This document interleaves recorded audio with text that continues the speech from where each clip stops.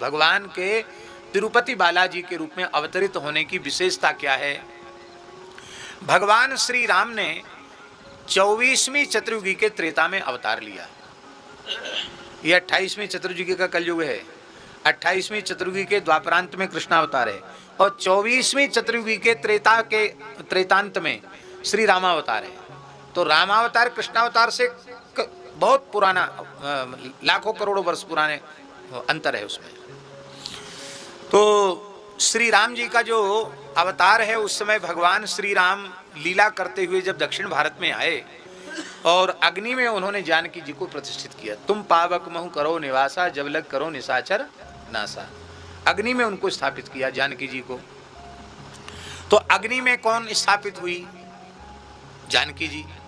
और जो वेदवती थी, पूर्व जन्म में जो ऋषि कन्या वेदवती थी, जो अयोनिजा थी, वेदोच्चारण महर्षि कर रहे थे और उनकी वेद की ऋचाओं से ही वह कन्या प्रकट हो गई वेदवती। और उसने तब किया कि भगवान श्री नारायण महाविष्णु श्री राम ही मेरे पति हों, इस भाव से तप किया। और रावण ने आकर के उनके तप में विघ्न किया, उसके केस पकड़ लिए। तब उसने अपने हाथ से ही अपने केशों पर प्रहार किया, तो केस तो कट गए और उन्होंने योगाग्नि में अपने देह को भस्म कर दिया। वही वेदवती जो थी, वही प्रतिबिंब सीता के रूप में उत्पन्न हुई। जो वेदवती थी पुराण के अनुसार, वही भगवान की शक्ति तो है ही है, पर वही वेदवती प्रतिबिंब सीता के रूप में प्रकट हुई। तो अब मूल में जो जानकी जी हैं वो तो अग्नि में प्रतिष्ठित हो गई, और जो छाया सीता है वो वेदवती सीता है। वो वेदवती ही सीता जी के रूप में, प्रतिबिंब सीता के रूप में प्रकट हुई और लंका गई, राक्षसों का उद्धार किया।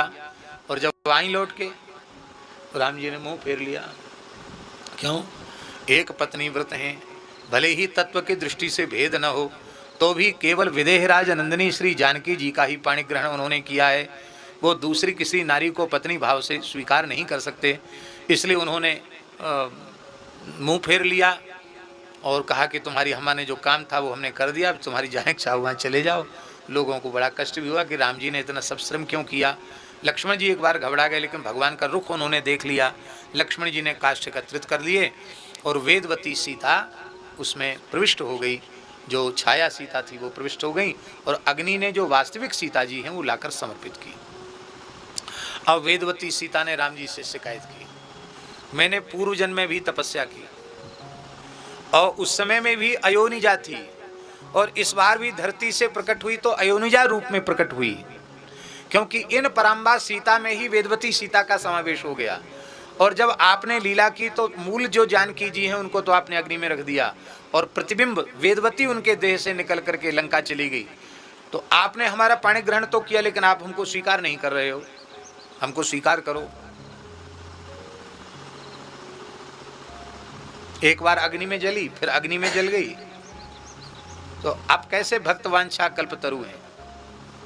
तब भगवान ने कहा ठीक है, हम श्रीनिवास रूप में अवतार वेंकटाद्रि पर लेंगे, और तुम हे वेदवती सीते, तुम आकाश राज की पुत्री पद्मावती के रूप से प्रकट होगी, और बड़ा जोर का विवाह होगा, बारात निकलेगी, उसमें हम तुम्हारे पिताजी से तुम्हारा हाथ मांगेंगे, तो पिताजी कहेंगे गैया चराने वाले को थोड़ी राजकुमारी दी जाएगी, कुछ दिखाओ, हम बड़े आदमी हैं, राजा हैं, ब्याह में पैसा खर्च होगा, बहुत कुछ। कहते ना हमारे स्वरूपानुरूप बारात लेकर के आओ।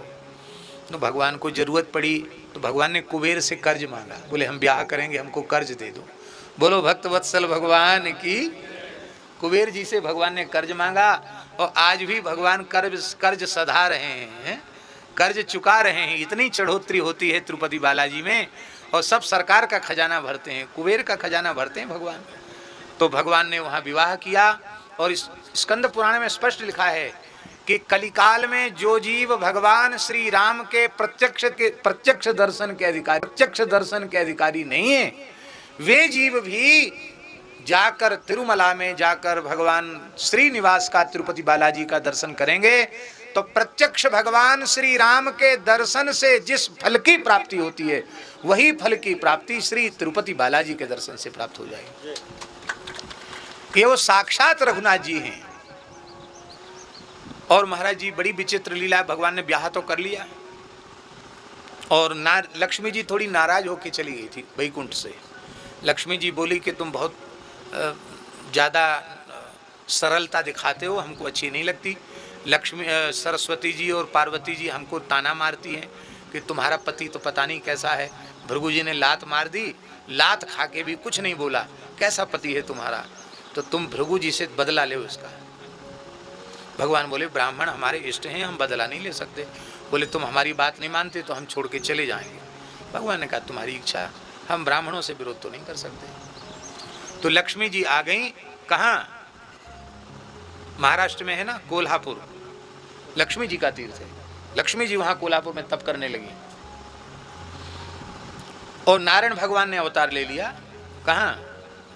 वेंकटाद्रि में श्रीनिवास के रूप में। और उनका विवाह हो गया पद्मावती जी से, पद्मा देवी जी से विवाह हो गया। नारद जी पहुंच गए बीणा बजाते कोल्हापुर। माता जी प्रणाम, कहो वत्स क्या समाचार है? बोले समाचार क्या है, ब्याह के लड़ुआ खा के आए हैं। कहाँ, किसका ब्याह? अरे बोले नारायण भगवान का विवाह हुआ है, श्रीनिवास रूप में उन्होंने अवतार लिया, बड़ी जोर की बारात निकली, सब देवी देवता सब बारात में सम्मिलित हुए। इतना सुनती लक्ष्मी जी रोज से भर गई, हमसे पूछा तक नहीं, दूसरा ब्याह कर लिया। तो लक्ष्मी जी गरुड़ को बुलाया, गरुड़ जी आ गए। लक्ष्मी जी वैकुंठ के क्षात्री शक्ति भगवती महालक्ष्मी कोई सामान्य थोड़ी है, महालक्ष्मी है।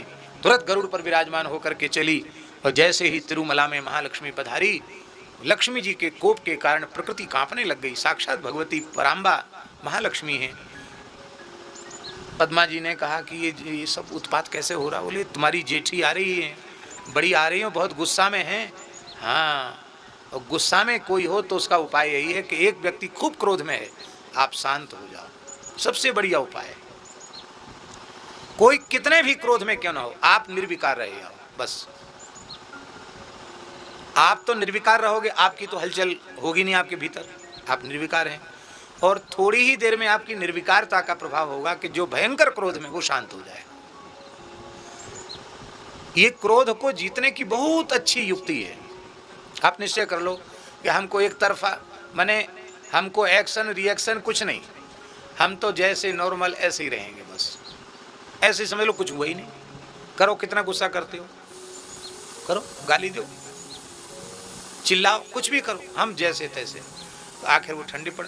भगवान ने यही समझाया पद्मा, तुम मत कुछ कह देना, हम भी कुछ नहीं कहेंगे, चुप रहेंगे, अपने आप बड़ी हैं, शांत हो जाएंगे। थोड़ा गुस्सा है, अभी नया नया ब्याह हुआ है। लक्ष्मी जी आ गई। लक्ष्मी जी के क्रोध को देख करके लक्ष्मी जी ने कहा पद्मावती जी से कि तुमको पूछना तो चाहिए था कि तुम्हारा पहले ब्याह हुआ कि नहीं हुआ, ऐसे ब्याह कर लिया तुमने। तुम्हारे पिताजी ने नारायण भगवान से कहा कि आपने भी नहीं बताया, हमारे साथ छल किया। तो पद्मा जी जो है बहुत घबरा गई लक्ष्मी जी को देख करके। तो भगवान के वक्षस्थल में दाहिनी ओर पद्मा जी प्रविष्ट हो गई। वेदवती पद्मा जी दाहिने वक्षस्थल में प्रविष्ट हो गई। लक्ष्मी जी को भगवान ने आश्रय, लक्ष्मी जी इसलिए बालाजी अकेले हैं और उनके वक्ष में भगवती लक्ष्मी भी हैं और भगवती श्री वेदवती भी, श्री पद्मा जी भी उनके वक्ष में विराजमान हैं। पर भगवान ने कहा देखो पद्मावती जी तो अब हमारे साथ रहेंगी ही, पर तुमने गुस्सा किया है तो थोड़ा बहुत तो गुस्सा की सज़ा मिलनी चाहिए। तुम नीचे रहो, इस पहाड़ पे नहीं रह सकती हो। तो नीचे कौन सा शहर है? तिरुपति शहर है नीचे। उस शहर में भगवती का मंदिर है, लक्ष्मी जी का। वहाँ लोग जाकर दर्शन करते हैं और दर्शन जरूरी है वहाँ, लेकिन वहाँ बोले यहाँ पहाड़ पे नहीं, गुस्सा करो तो यहाँ मत रहो। बोलो भक्तवत्सल भगवान की। ये सब भगवान की लीला है। ना लक्ष्मी जी भगवान को छोड़ने वाली है, ना भगवान लक्ष्मी जी को छोड़ने वाले हैं। पर हम लोगों को सीख दी, हमारी प्रियतमा भी यदि क्रोध करें तो हमारे पास नहीं रह सकती।